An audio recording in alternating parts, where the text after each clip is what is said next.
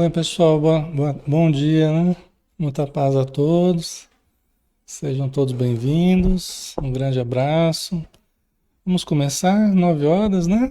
Vamos dar início então ao nosso estudo da manhã do livro Céu Azul, tá?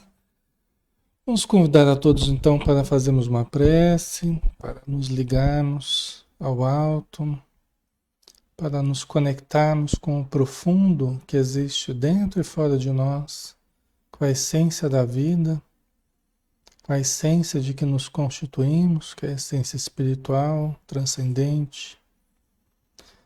E pedir, Senhor Jesus, abençoe o nosso dia, envolva, Senhor, a nossa mente, o nosso coração, o nosso corpo, a nossa alma, envolva o nosso ambiente, envolva o nosso estudo, envolva a nossa família, envolva todos aqueles que necessitam em torno de nós, materialmente e espiritualmente. Abençoa os espíritos amigos que nos amparam, que nos intuem e que nós possamos sentir a sua influência benéfica através de bons pensamentos, através da clareza, lucidez, discernimento com que nós tratarmos os assuntos dessa manhã e ao longo de todo o nosso dia, de todos os dias da nossa vida. Que o teu amor nos envolva, nos proteja e nos abençoe, hoje e sempre. Que assim seja. Muito bem, pessoal. Meu nome é Alexandre Xavier de Camargo, sejam bem-vindos, tá? Nós estamos aqui todos os dias fazendo estudo da doutrina espírita, né? Geralmente à noite, né? De segunda, terça, quinta e sexta à noite, às 20 horas, e de quarta-feira, às 9 horas da manhã, como nós estamos hoje aqui, tá? Cada dia é um estudo diferente, mas um estudo sequencial. Nas quartas-feiras, a gente tem feito o estudo do livro Céu Azul, do espírito César Augusto Meleiro, tá? Que é um rapaz que viveu na cidade que eu morei a minha vida toda praticamente, que é Rolândia, Paraná. E ele faleceu, ele tinha uns 19 anos, na época eu acho que eu tinha uns 14, 15 anos por aí. Ele faleceu com 19 anos de câncer. E ele conta a entrada dele na vida espiritual e conta os trabalhos que ele foi realizando ao longo do tempo, né? Juntamente com os encarnados, juntamente com a casa espírita, né? Com a nossa casa espírita na cidade onde eu morava, que é a Sociedade Espírita Maria de Nazaré. Tá? Hoje nós temos uma Sociedade Espírita Maria de Nazaré aqui em Campina Grande, na Paraíba, tá? Justamente em função da experiência que a gente teve durante toda a nossa vida no Paraná. Então, esse livro foi psicografado pela minha mãe, Célia Xavier de Camargo, tá? E é um relato de um período real da nossa vida, tá? Não é um livro em que você ouve falar das situações, né? São situações que a gente viveu. Então a gente pode dar um relato, né? Vivencial. Em algumas partes do livro a gente participou ativamente, né? Faz 30 anos aproximadamente que essa história se deu, tá? Que o livro foi escrito, foi um período da nossa vida que a gente pode falar a respeito desse período aí, tá bom? Ok. Deixa eu só dar uma ajeitadinha aqui na coisa, pessoal. Só um pouquinho. Já começaremos. Então vamos lá, né? Então a gente está no capítulo 8º, a história de Eusébio, né? Porque se a gente for lembrar, no último capítulo, o César estava querendo fazer alguma coisa, já estava melhor, se sentindo melhor, e ele queria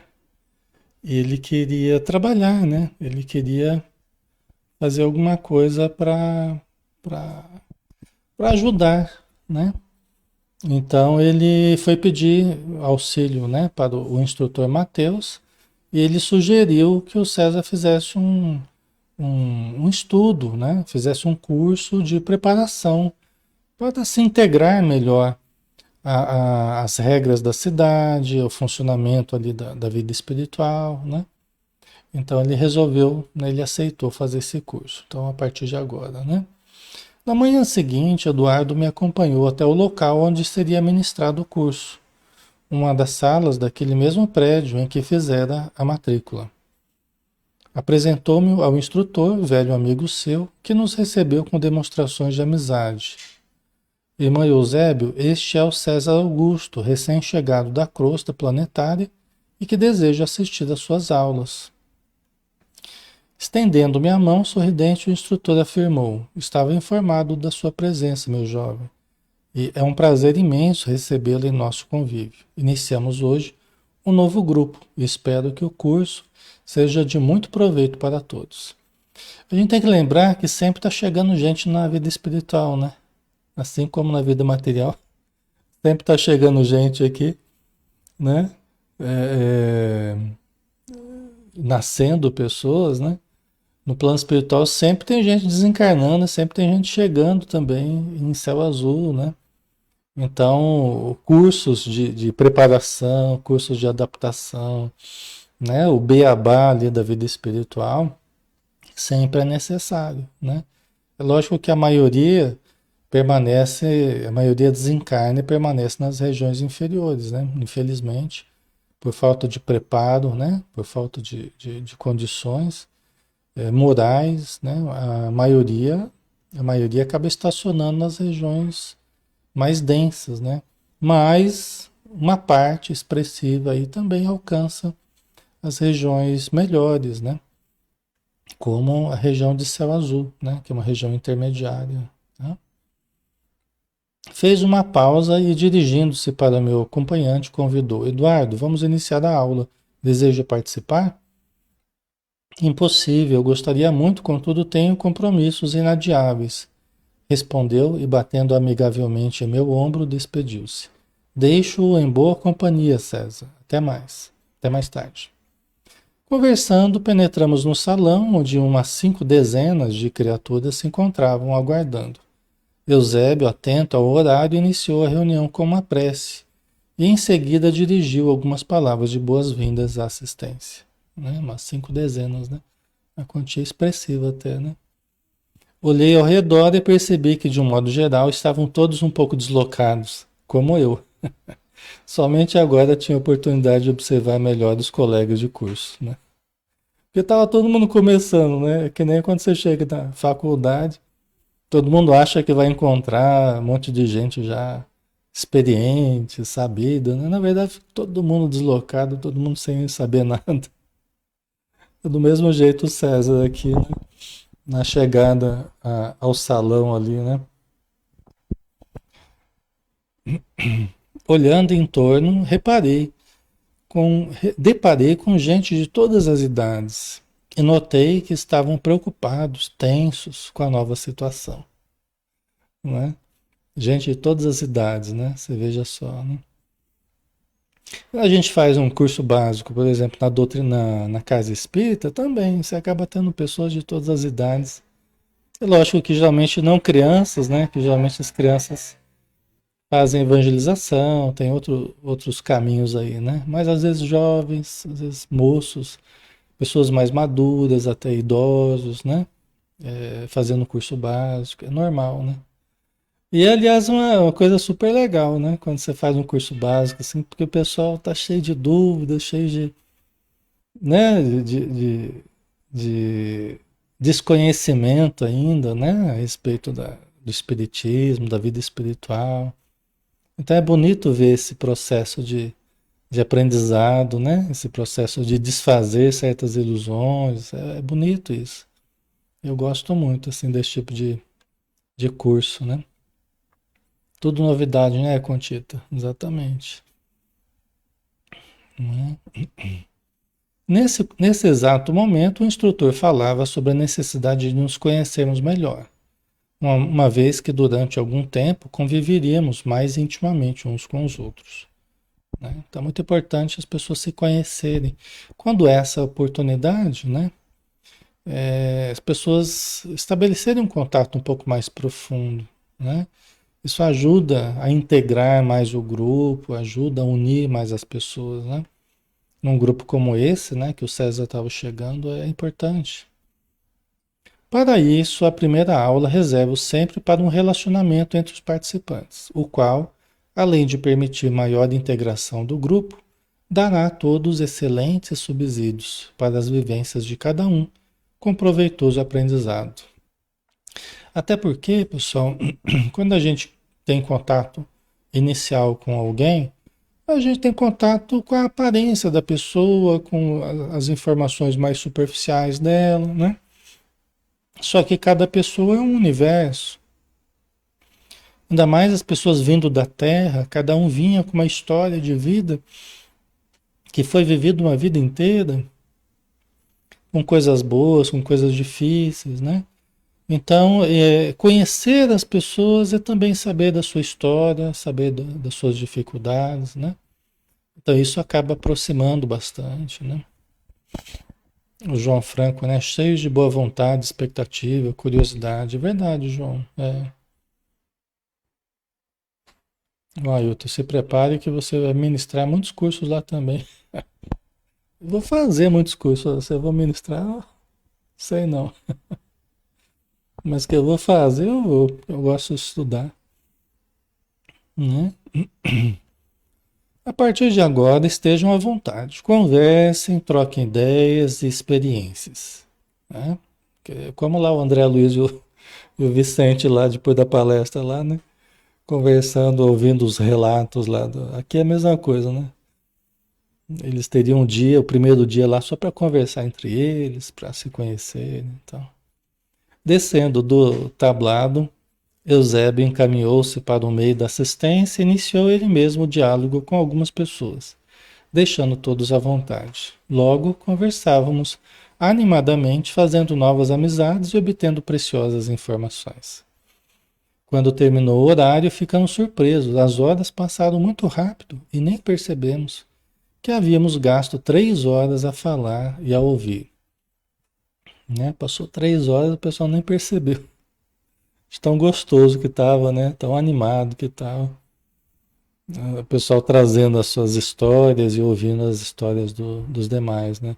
É bom porque essas experiências de grupo, elas nos ajudam a nos soltar mais e também a identificar nas histórias alheias fatores de identificação com a nossa história também, né? Então a gente começa a analisar as similitudes de problemas e como é que a pessoa resolveu, como é que a pessoa lidou com certas dificuldades, como é que está lidando, né? Então é interessante, né?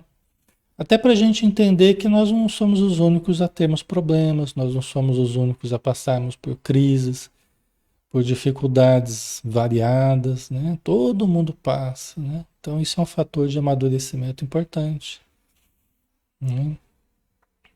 Certo?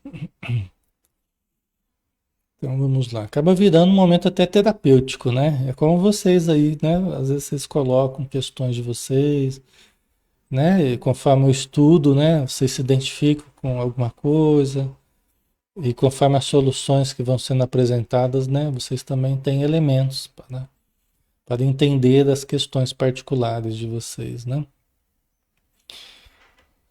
De todas as experiências que eu vi naquela manhã, uma coisa ficou patente: a perfeição da justiça divina, que dá a cada um segundo suas obras. Ninguém é injustiçado. Todos recebem exatamente aquilo a que fazem jus. É interessante, né? Esse testemunho dele, esse relato dele, que uma coisa ficou certa nessa conversa ali, que ele teve a vivência, né, de ouvir e de saber das histórias de cada um, uma coisa ficou patente para ele. A justiça divina, a perfeição da justiça divina. Né? Você vê que coisa, né? Quer dizer, fica claro, fica nítido, patente, né, que ninguém é injustiçado. A gente acaba tendo exatamente conforme o que a gente fez jus, conforme as nossas obras. Né? A Lei Rosa, em várias obras mediúnicas, vemos tais Relatos, é verdade. O Rogério, né? Eu já li os livros de César Augusto. Que bom, Rogério. Então. Então você já está sintonizado aí com o estilo dele, né? Muito bom. Então vamos lá, né? É, A partir daquele dia, nos reunimos todas as manhãs para estudar assuntos de grande relevância na nova vida, como a importância das vibrações, a força do pensamento, como fonte criadora. Olha só, né? Que importante, né? A força do pensamento como fonte criadora, né? A necessidade do equilíbrio mental, a saúde integral, o livre-arbítrio, a lei de ação e reação, a reencarnação, os relacionamentos familiares, o amor e o sexo, entre outros. Ou seja, né? Fizeram um estudo aí amplo, né? Passando por temas dos mais importantes, para que se tivesse uma visão, né, do todo ali das nossas vidas, do ponto de vista espiritual, como a gente tem tentado fazer com os estudos vários que a gente faz todos os dias, né? A gente acabar tendo uma visão ampla, né? Que vai ser aprofundada com o tempo, né? Vocês vão fazendo os seus estudos, seus aprofundamentos, comparando autores, lendo outros livros, né? Dentro e fora do Espiritismo, vocês vão compondo a visão de vocês, né? Mas aqui ele está vendo como é que os espíritos enxergam esses vários temas aí, né? Então é extremamente importante isso, né? Aos poucos a gente ia se modificando, adquirindo uma outra visão mais ampla e consciente a respeito das pessoas, das coisas e dos fatos. Uma coisa que a gente vê muito assim na obra espírita e com o estudo espírita, né? É que a nossa visão das coisas, a nossa visão de mundo, a nossa visão de ser humano muda bastante. Progressivamente, paulatinamente, mas muda bastante. E muda consideravelmente o nosso modo de enxergar, às vezes até rapidamente, dependendo, né, de certos conceitos que a gente tem certos insights lendo livros, né, que muda. Às vezes você está pensando de um jeito, aí você lê um livro, você entende melhor num determinado conceito, do ponto de vista espiritual, aí você entende totalmente o contrário do que estava entendendo antes. Somente com a visão material, né? Seja a respeito do sexo, seja a respeito de amor, de trabalho, qualquer coisa, né? Então é bem interessante, né? E isso traz para a gente uma visão mais profunda, porque sai daquela superficialidade da, da visão apenas material, né? Porque a gente acaba ficando muito no senso comum, a gente acaba reproduzindo muito a experiência de todo mundo aqui na matéria, mas uma experiência apenas material, uma visão material. E aí quando a gente começa a ter essa vertical do espírito, aí muita coisa começa a mudar, muita coisa começa a mudar, né? E a gente começa a ter uma visão mais ampla, né? Mais justa da vida, né? E isso é muito importante porque isso é profundamente terapêutico. Porque o que faz mal para a gente é a gente achar que uma coisa é de um jeito e é uma ilusão, é um equívoco do ponto de vista espiritual, né? Então a gente fica cultivando ilusões que depois a gente se frustra, a gente depois se deprime, a gente depois vê que não é daquele jeito e a gente, né, acaba se desestruturando, né? E com o conhecimento mais profundo a gente vai colocando o nosso tesouro e o nosso coração onde as traças não roem, onde os ladrões não roubam, né? A gente vai colocando uma visão realmente verdadeira e sustentável ao longo do tempo, né? Então vamos lá, né? Continuando aqui. passamos todos a compreender melhor o problema do próximo, a necessidade do perdão e a importância de não guardarmos mágoas ou ressentimentos, né? Então, até a Joana fala, né? A Joana Jones fala, né? Que nós sempre estamos errados ao guardarmos mágoas, ressentimentos, rancores. Ah, mas eu não tenho razão. Pô, tem razão, então use a sua razão, né? Se você guarda mágoas, ressentimentos, rancores, ódios, você está se autodestruindo. Nós nunca teremos razão nos autodestruindo. Se alguém nos fez alguma coisa errada, aquilo já basta. O que a pessoa nos fez já basta. Agora não vou eu começar a fazer uma coisa errada para mim, né? Ficar guardando esses sentimentos negativos é eu também fazer uma coisa errada comigo, porque eu fico juntando lixo dentro de mim, fico me autodestruindo. Eu nunca vou estar certo dessa forma, por mais que eu tivesse razão naquela demanda específica lá, né? Mas não adianta a gente ter razão, não adianta a gente se amar, entendeu?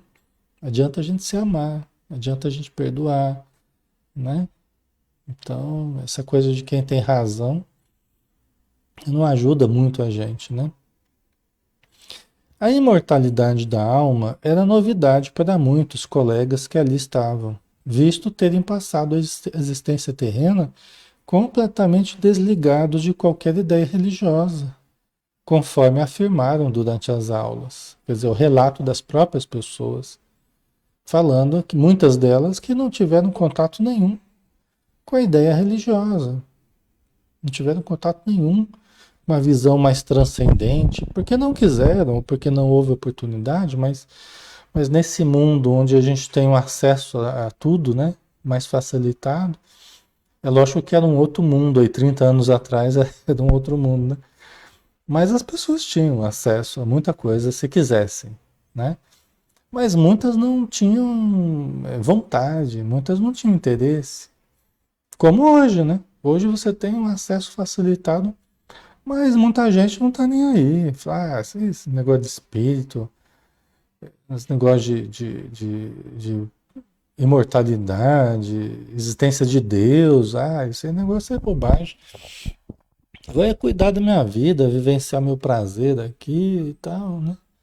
Então muita gente chega no plano espiritual sem nenhuma informação sobre a vida, a continuidade da vida, né?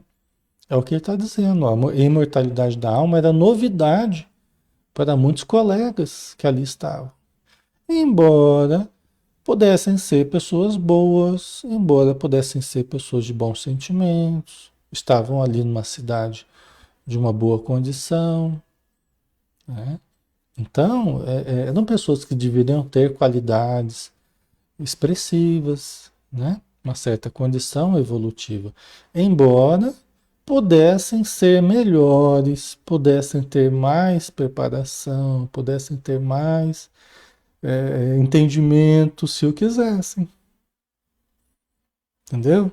Então, assim, o fato da gente ser uma pessoa relativamente boa, uma pessoa que quer o bem, né, não quer dizer que a gente não possa fazer melhor, que a gente não possa ampliar as nossas condições, entendeu? Então, cada um vai ter aquilo que cultivou.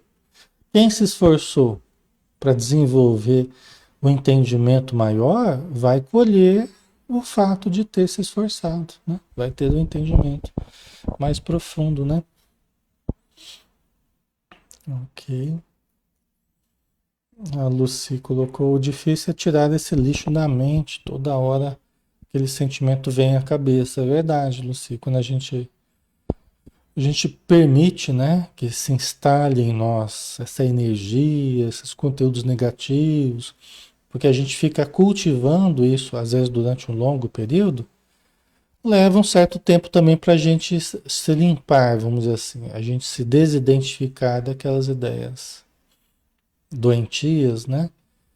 Uma coisa que ajuda muito, pessoal, é quando se fala em mágoas, ressentimentos e assim por diante, a gente fala em coisas situações que a gente acha que a gente foi lesado, não é? Que a gente foi prejudicado. Então, uma coisa interessante, um exercício para a gente experimentar é assim. Faz uma listinha lá das pessoas que você acha que erraram com você, supostamente, que você ficou magoado, que você ficou com ódio, com raiva, com mágoa, né? E todo dia faz uma vibração para essas pessoas. Mas uma vibração assim rapidinha, tá? Não fica muito, não, senão daqui a pouco você fica brigando com a pessoa. Você já começa a lembrar das coisas e começa a brigar com a pessoa. Então faz assim, en passant, assim, né? Você pega uns 5 minutinhos, tomara que a lista não seja muito grande, né? Mas assim, você pensa na pessoa e manda boas vibrações, que Jesus te abençoe, que dê tudo certo, que seja feliz e tal, né? Aí vamos para outra, né? Sai já e já vai para outra. E manda boas vibrações, imagina luz envolvendo a pessoa feliz. Ah, Alexandre, eu não consigo fazer isso, porque a pessoa fez isso, fez aquilo, não sei o quê.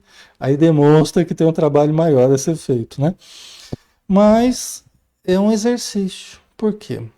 Porque a gente vai se limpando, a gente vai saindo daquela frequência que a gente vai nutrindo durante muito tempo, aquela frequência, aquele vínculo negativo, né? Então, quando você começa todo dia a vibrar positivamente, sem se permitir cultivar lembranças ou cultivar outro sentimento, né? Então, você vai se limpando, você vai se libertando daquela sintonia infeliz. E vai melhorando, você vai se sentir melhor, entendeu? Você vai se sentindo melhor porque vai se libertando. Ah, Alexandre, mas e a pessoa? A pessoa vai ficar lá, fez tudo errado e me prejudicou. A pessoa, ela vai ficar devendo para a consciência dela. Você não precisa sofrer junto com ela. Você não precisa ficar sofrendo, né? Deixe que Deus cumpra com a sua justiça. Deus que tudo sabe, Deus que tudo pode, né? Então, o fato de você se libertar daquela situação não quer dizer que a pessoa vai ficar impune, não quer dizer que a pessoa, né, vai ter tudo de bom e que vai ser feliz e que vai, né, como se não tivesse ocorrido nada. Ela vai ter o que ela fizer da vida dela. E você desejar coisas boas para ela não é perder nada, é você se libertar e recuperar a sua saúde emocional, mental, espiritual. Certo, pessoal? Faz sentido para vocês?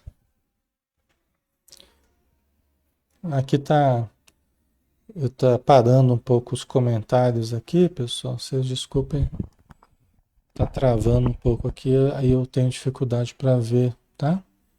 Mas eu vou tentando ver aqui para interagir com vocês, tá?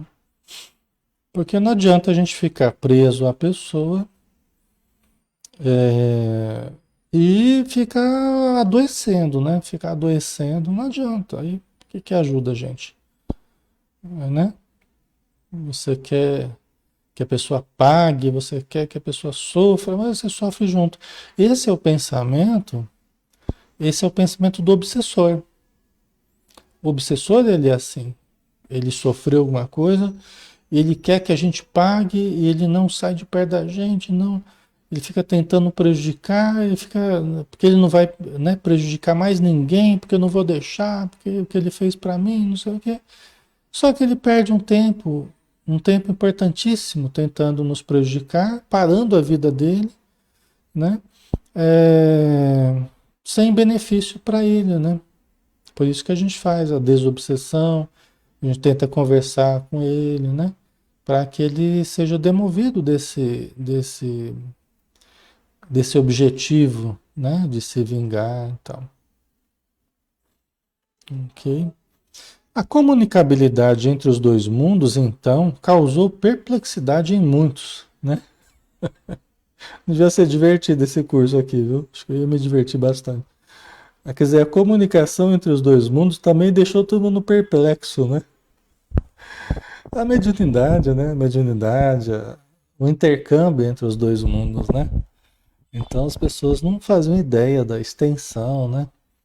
Uma senhora baixinha e muito branca, de olhos arregalados e cabelos ralos, não se conteve e asseverou: sempre fui muito religiosa e participante, mas o padre afirmava que as almas não podiam voltar à Terra, que era tudo superstição. Como muita gente fala, né? Em vários setores da religião, das religiões, aí acabam falando, né? Aí o Eusébio esclareceu com serenidade e firmeza. Sim, minha irmã, contudo, não podemos jogar a responsabilidade apenas sobre as outras pessoas. É uma questão de busca pessoal. Não é porque alguém nos falou, porque o padre falou que era assim, que era assim, que se encerrou ali a nossa busca. Tem muitas pessoas que eu já conversei, que eu já convivi, que não se contentaram com certas respostas de alguns padres. E foram buscar. E foram buscar nos livros espíritas, foram buscar na casa espírita, foram buscar nas palestras, nos cursos, e encontraram aquilo que em outros lugares não encontravam. Entendeu? Então, às vezes, a gente tá pedindo orientação para uma pessoa que às vezes não tem condição de nos orientar, porque ela fica dentro de um âmbito de conceito que não vai além daquilo que ela entende, entendeu? Então a gente às vezes tem que sair daquele âmbito para você poder enxergar mais amplo, né? Certo? A Marta colocou: agora vejo de quanta coisa já consegui me livrar. Quando penso, já não consigo sentir nada em relação a situações ou pessoas. Minha vida está mais leve, né? De vencer, né? Mágoas e, né? Essas coisas, né, Marta? Tá? Certo, pessoal? Então, por exemplo, o Espiritismo ele veio como uma continuidade, né? Então veio Moisés e trouxe a base do pensamento, né? Que depois Jesus utilizaria para, né? Eu não vim destruir a lei, eu vim para que ela se cumpra.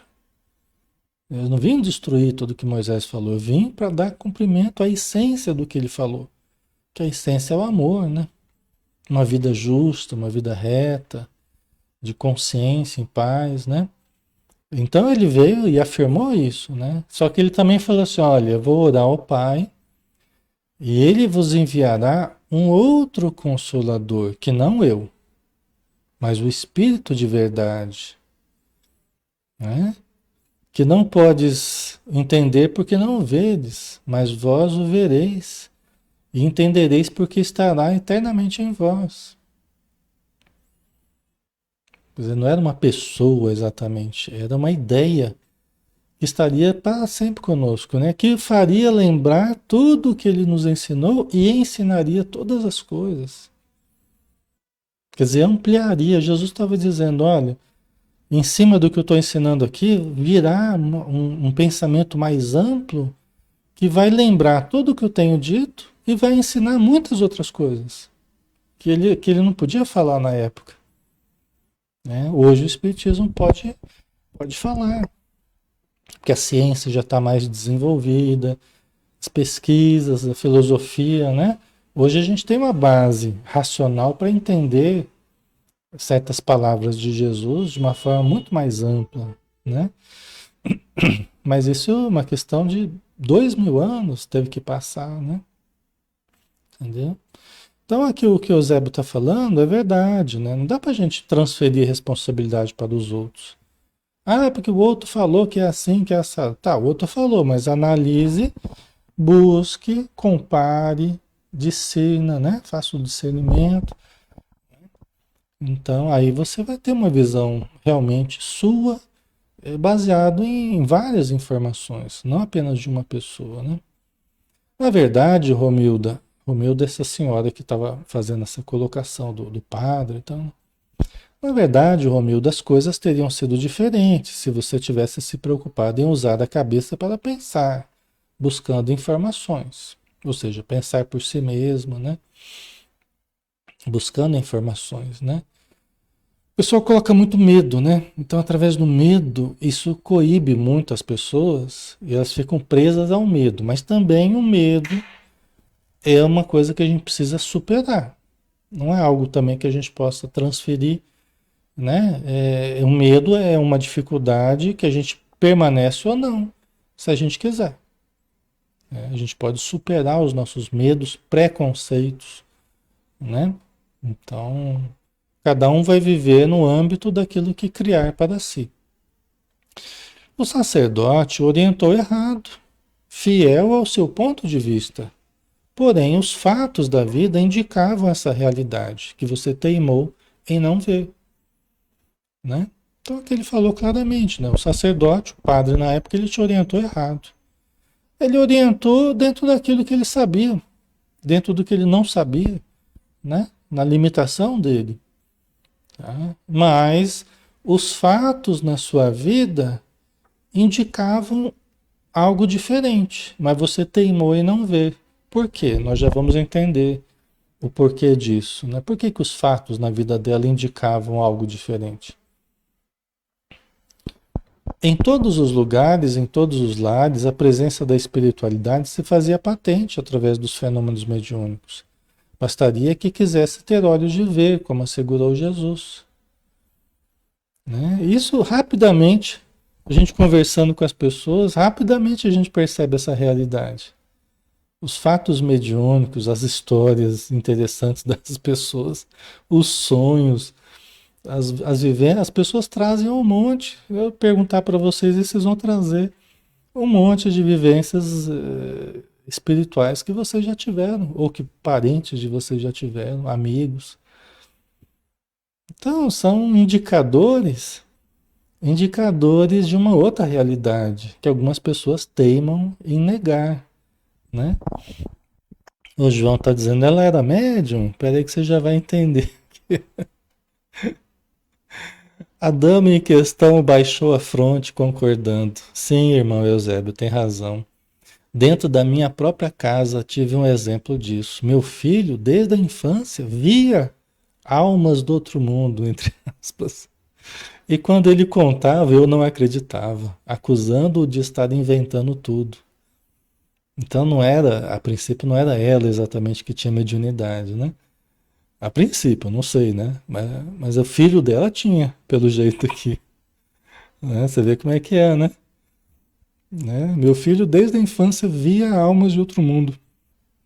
Né? Deus faz isso, né? Ele coloca pessoas com uma capacidade de perceber, junto de outras, que tem uma tendência a negar, tem uma tendência à teimosia, né? Justamente para que a pessoa tenha o contraponto ali, pertinho dela. Mas mesmo assim, algumas pessoas negam, né? Mesmo tendo patente ali aquele contato mediúnico, né? Certo? Né?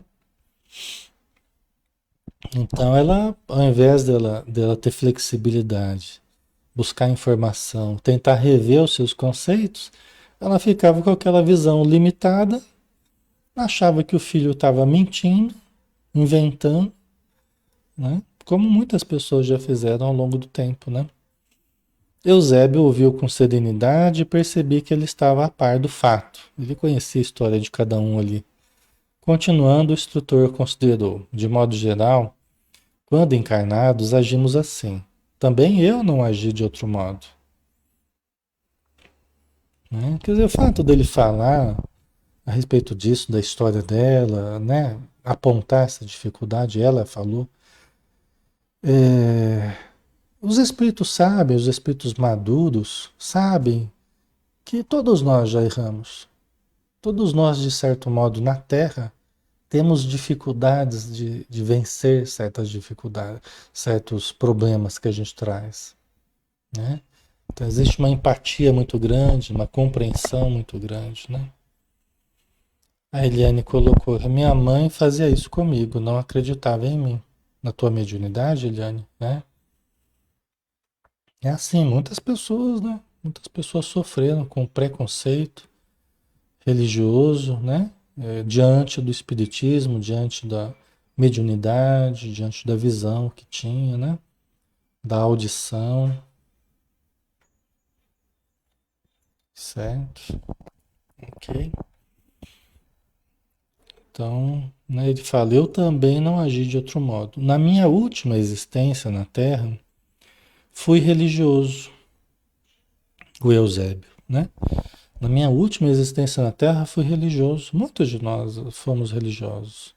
Muitos de nós já fomos padres, freiras, bispos e assim por diante, né? Franciscanos, né? Muitos de nós, muitos que estão no Espiritismo hoje, têm uma larga história dentro da Igreja Católica, dentro do protestantismo, né? Então isso não é novidade, né? Meus pais tomaram a decisão de entregar-me a Deus e ainda muito jovem fui para um mosteiro, como era muito comum séculos atrás e décadas atrás ainda, né? O primogênito você dar a Deus, né? Aí o dito cujo ia para a igreja às vezes sem sentir vocação nenhuma, sem ter interesse nenhum, mas a família acabava designando, falando, isso aqui, o primeiro é para Deus, né? Então era muito comum, né? E séculos atrás, as crianças pobres, os vilarejos, né? Eh, naquele período feudal, né? A falta de instrução, a falta de condições fazia com que muitas famílias quisessem que os filhos, era uma honra, que os filhos fossem para os mosteiros, né, serem educados pelos padres, né, virem a se preparar para se tornarem padres, né, tendo já uma possibilidade de sobrevivência, tendo uma possibilidade de educação e tendo uma possibilidade de profissão, vamos dizer assim, futura, né? Então era uma coisa, né, um sonho de consumo de muita gente, né? Só que também muitas pessoas sem mínimo de preparo íntimo, espíritos ainda sem condição para terem essa tarefa de tanta responsabilidade, né? Então acabava tendo muita dificuldade, né? Vamos ver o caso do Eusébio aqui, acho que dá tempo.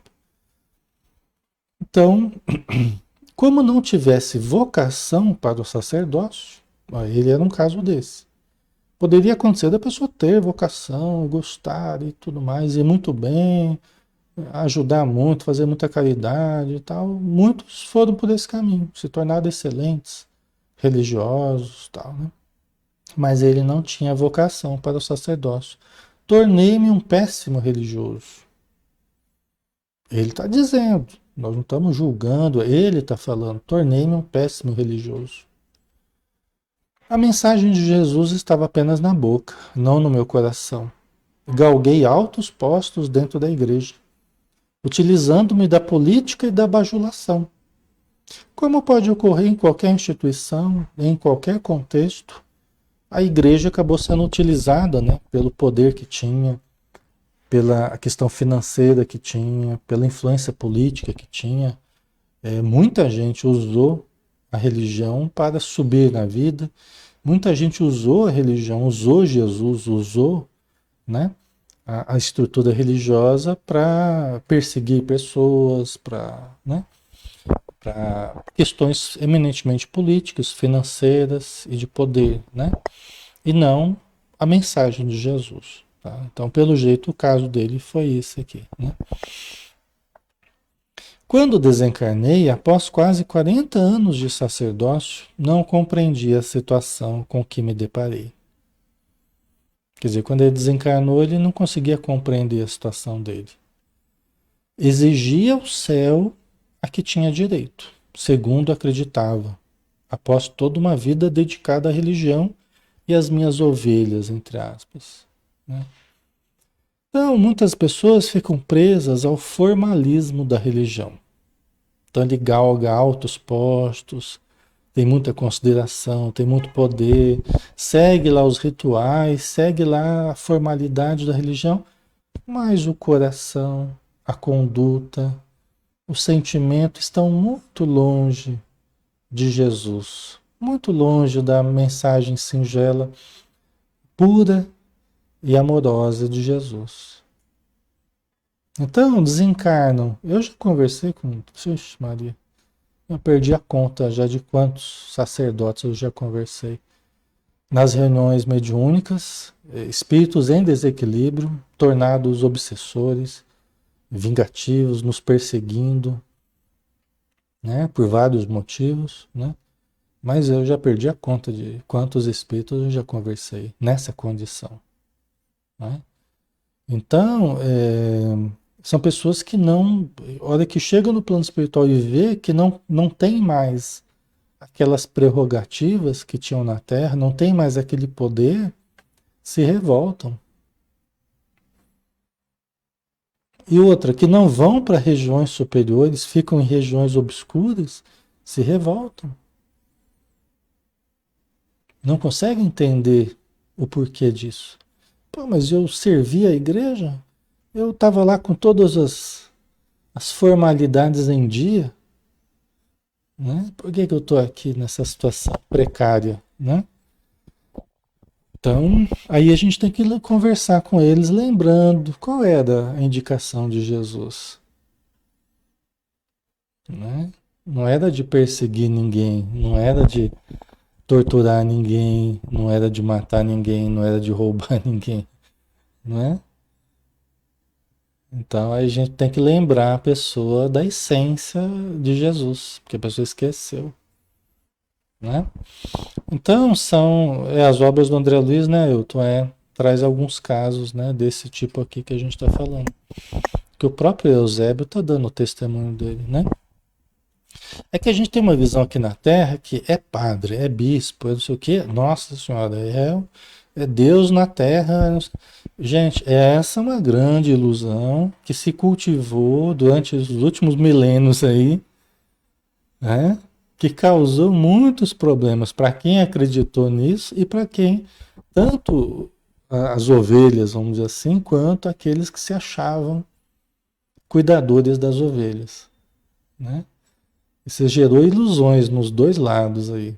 E nos dois lados da vida. Entendeu? Como se fossem pessoas perfeitas, como se fossem pessoas infalíveis.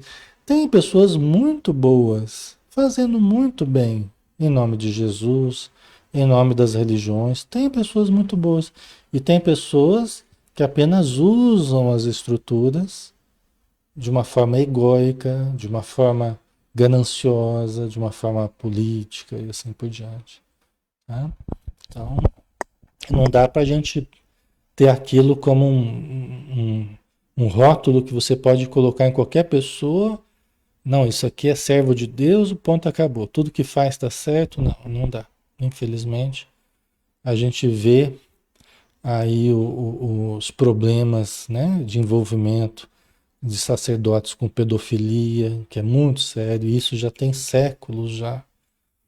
É uma coisa que a gente trabalhou bastante, assim, na desobsessão, sabe? Uma coisa que a gente viveu bastante, essa realidade, conversando com muitos espíritos imersos nesse problema da pedofilia.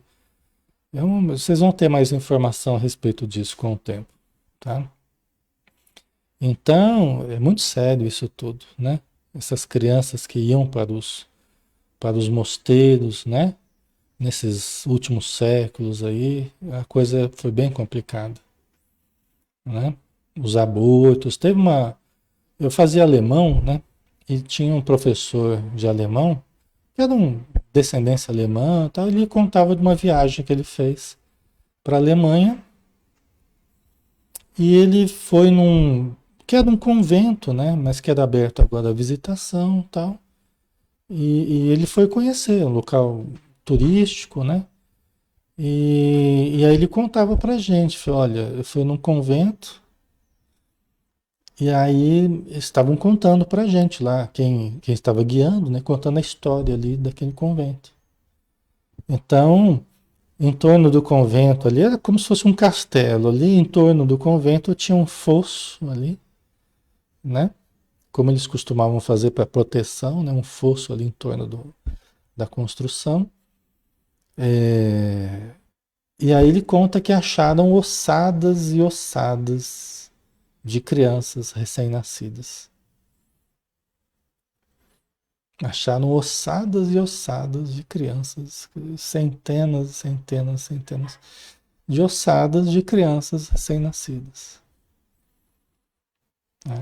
Então, é uma coisa terrível, né, pessoal? Mas é o que acontecia no submundo, né? Entre os padres e as freiras, as ligações clandestinas, as situações, as gravidezes que aconteciam e os abortos que eram praticados, né?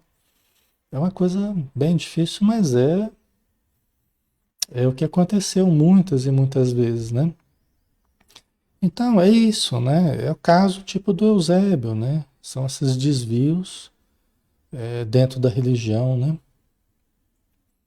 Exigia o céu a que tinha direito, segundo acreditava, após toda uma vida dedicada à religião e às minhas ovelhas. Contudo, meu sofrimento era atroz.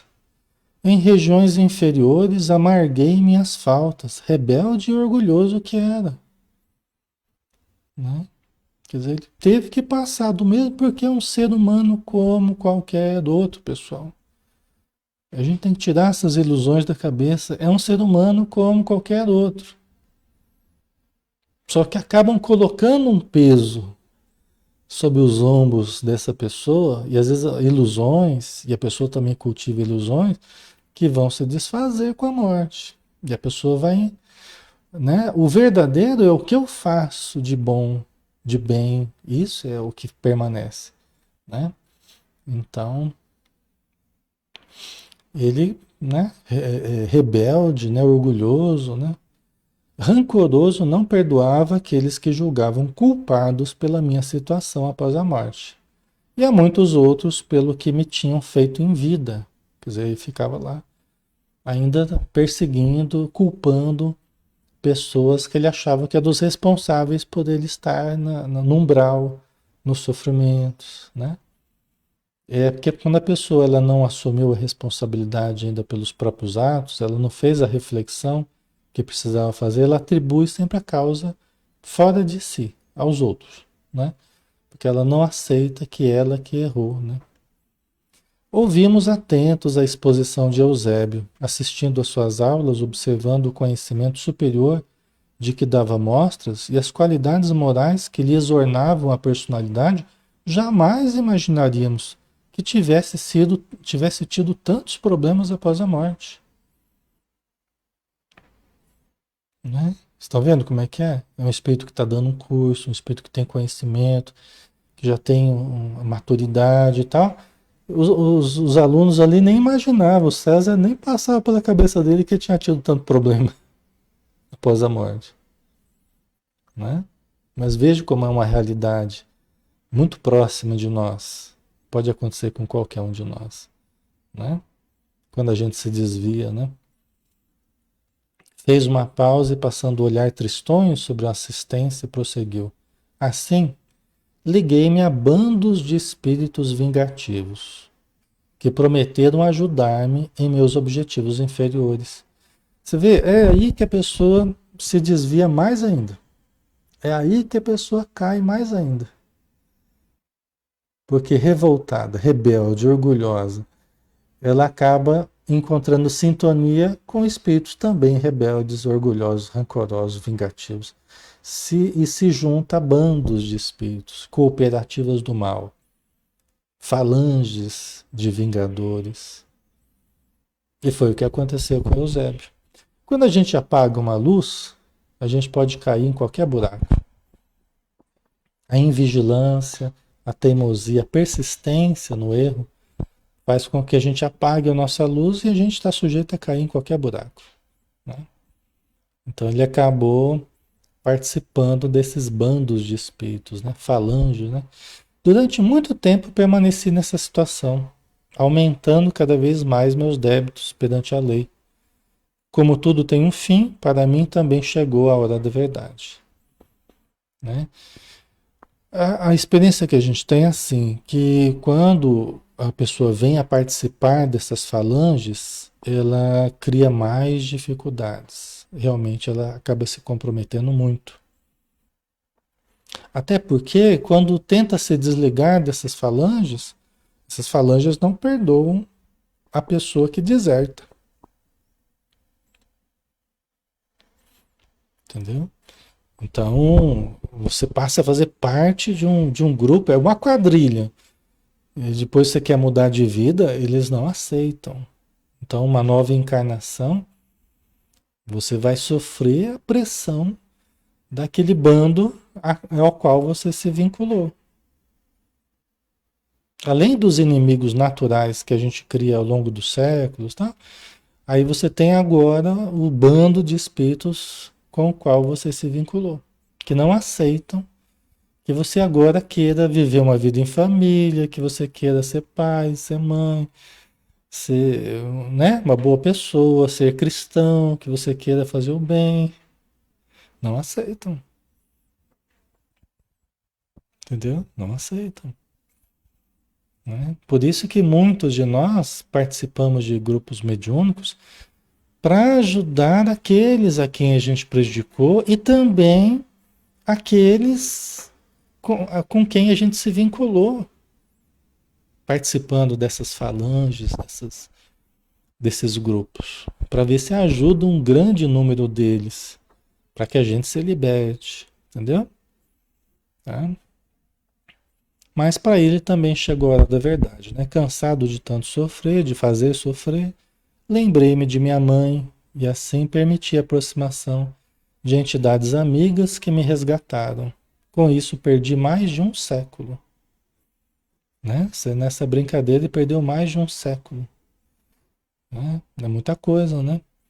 Mas ele cansado de sofrer e de fazer sofrer. Porque o mal nunca nos planificará. Né? Somente o bem nos planifica. Chega uma hora que a gente se cansa e a gente lembra daqueles parentes, sente falta, né? No caso, a mãezinha dele acabou, ele lembrou da mãezinha e permitiu a aproximação de entidades amigas, né? Desde que fui resgatado há 50 anos, procuro aprender e luto para vencer minhas imperfeições. Sei, contudo, que tenho um longo caminho a percorrer e que aqueles que prejudiquei no passado aguardam uma reparação, né? Então ele se arrependeu, se reergueu, está se preparando para o futuro em que ele terá que ajudar a quem antes ele prejudicou. Certo? Fazendo nova pausa, concluiu: poderia dizer que desconhecia a mensagem de Jesus? Não, de modo algum. Nem tampouco a ideia da imortalidade da alma e da comunicabilidade entre os dois mundos.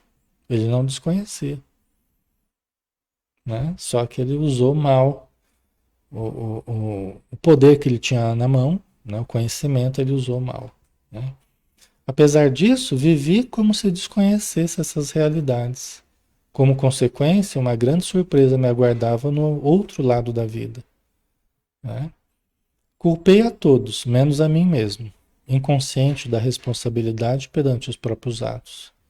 Confiante em Deus, que é Pai de amor e de bondade, aguardo nova oportunidade para resgatar meus erros. Sei, porém, que não terei facilidades. Como todos, né, que se envolvem nessas falanges, ele não terá facilidades, né? Com essas palavras, o instrutor encerrou a aula. Nós que tanto tagarelávamos durante as aulas, fazendo perguntas e questionamentos, permanecemos calados, meditando na experiência que nos fora relatada com tanta humildade, né? Aí terminamos o estudo de hoje. Você vê que coisa, né, pessoal? É um alerta para nós, né? Não nos envolvermos com o mal, a não ser para fazer o bem, né? Mas é um alerta, né? Ok? Pessoal, vamos finalizar, né? Eu tenho que eu tenho aqui os meus pacientes para eu atender ainda hoje, né? Mas creio que foi bem trabalhado aí o assunto, né? Então vamos agradecer ao nosso Mestre Jesus, pedindo que nos abençoe o dia, a semana, que nos abençoe a existência e os bons propósitos de fazer o bem. Que nós possamos escolher os melhores caminhos, os caminhos do amor, do conhecimento, da prática do bem. Abençoa todos que estamos aqui e envolva, Senhor, principalmente aqueles que mais necessitam. Que a tua luz os ilumine e abençoe, hoje e sempre. Que assim seja. Ok, então um grande abraço, pessoal. Fiquem com Deus, tenham um excelente dia, né? Amanhã a gente está junto com o estudo da Joana de Anjos, às 20 horas, tá bom? Um abraço, pessoal. Até mais. Fiquem com Deus.